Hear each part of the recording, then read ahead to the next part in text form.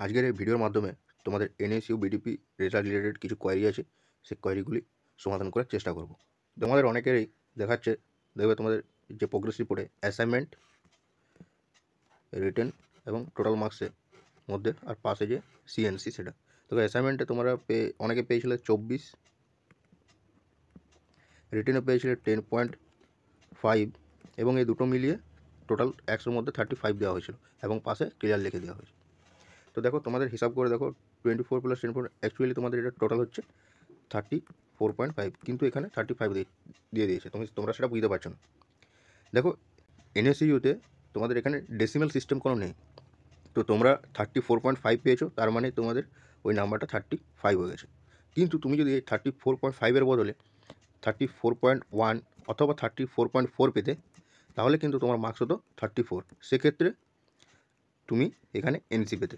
যেহেতু তুমি 34.5 পেয়ে গেছো, অর্থাৎ সেই এখানে ডেসিমাল সিস্টেম নেই বলে তোমাদের একটা রাউন্ড ফিগার করে দেওয়া হয়েছে, তাই 35 দেওয়া হয়েছে। ঠিক আছে, এবার দেখো সেকেন্ড কোয়েরি। দেখো তোমাদের অনেকে রেজাল্টে দেখেছো যে তো প্রোগ্রেস রিপোর্টে, বিশেষ করে প্রোগ্রেস রিপোর্টে দেখেছো তোমরা 32 পেয়েছো, কিন্তু এখানে এনসি লেখা আছে, কিন্তু যখন মার্কশিটে দেখেছো তখন সেটা 35 হয়ে গেছে। দেখো এক্ষেত্রে কোনো তোমাদের টেনশন নেওয়ার কোনো কারণই নেই, কারণ তোমার যে মার্কশিটে যে নাম্বারটা দেওয়া আছে 35, তোমরা যখন মার্কশিট হার্ড কপি পাবে তখন তোমাদের এই নাম্বারটি শো করবে। অ্যাকচুয়ালি তোমরা পাস করে গেছো, কারণ এই 2-4 নাম্বার যারা ডিফারেন্স ছিল, যাদের এনসি ছিল এবং মার্কশিটে 35 হয়ে গেছে, তোমাদেরকে ইউনিভার্সিটি গ্রস মার্কস দিয়ে পাস করিয়ে দিয়েছে। এবং সেই সঙ্গে লক্ষ্য রাখবে, দেখবে মার্কশিটের নিচে যদি বক্সে দুটো আলাদাভাবে নাম্বারগুলো দিয়ে থাকে, একটা হচ্ছে ইলেকটিভ, একটা হচ্ছে ইলেকটিভ অ্যান্ড আদার্স। যদি পার্সেন্টেজ ভালো করে দুটো শো করে, তাহলে তোমাদের কোনো টেনশনের কোনো কারণই নেই, কারণ তোমরা পাস করে গেছো। এবারে আসি থার্ড কোয়েরি। এবারে আসি সিএনসির ব্যাপারে। দেখো তোমাদের অনেকেই দুটো করে এনসি পেয়েছো, তো সেক্ষেত্রে তোমরা চাইছো যে নাম্বার ট্রান্সফার করে করিয়ে নেবো। দেখো সেক্ষেত্রে নাম্বার ট্রান্সফারের ফর্মের ক্রাইটেরিয়া হলো, 1 নম্বর ক্রাইটেরিয়া, যে কোনো একটা সাবজেক্টে তোমাদের এনসি থাকতে হবে। ঠিক আছে, তো সেক্ষেত্রে তোমরা যদি দুটো এনসি, তাহলে সেক্ষেত্রে তুমি এই ফর্মটি ফিল আপ করতে পারবে না। তোমরা অবশ্যই এই বছর যখন রিনিউয়াল হবে এবং এক্সাম ফর্ম ফিল হবে, তখন সময় মতো স্টুডেন্টশিপ রিনিউয়াল 600 টাকা এবং যে এক্সাম ফর্ম ফিল আপ দুটো পেপারে করে তোমরা অবশ্যই পরীক্ষা দিয়ে নেক্সট ইয়ারে ক্লিয়ার করে নেবে।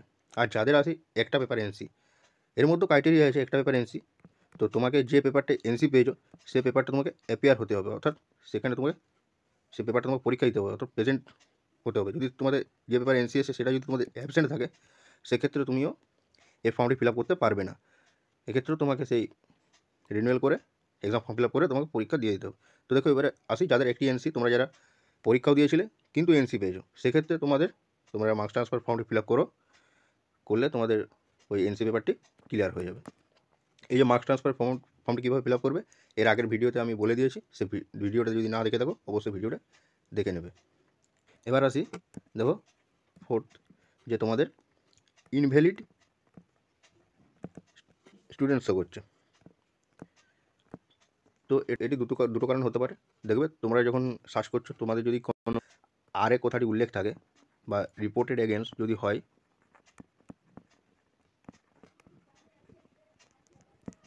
রিপোর্টেড এগেনস্ট কথাটি উল্লেখ আছে, দেখবে তোমাদের রেভিনিউ নাম্বার দিয়ে যখন তোমরা তোমাদের মার্কশিট ডাউনলোড করতে যাবে, তখন দেখো ইনভ্যালিড স্টুডেন্ট শো করবে এবং সেখানে তোমরা দেখতে পাবে এই কথাটি উল্লেখ আছে, রিপোর্টেড এগেনস্ট। তো সেক্ষেত্রে তোমাদের খাতে আরে হয়েছে। এই জন্য তোমার কী করণীয়, দেখো তোমরা ইউনিভার্সিটি গিয়ে কথা বলতে পারো, তা না হলে তোমাদের ইউনিভার্সিটি একটা লেটার পাঠাবে, সেই লেটারে তোমাকে অনুযায়ী ওখানে যেতে হবে। অ্যাকচুয়ালি তোমাকে শোকজ করতে পারে, তোমাকে শোকজ করবে।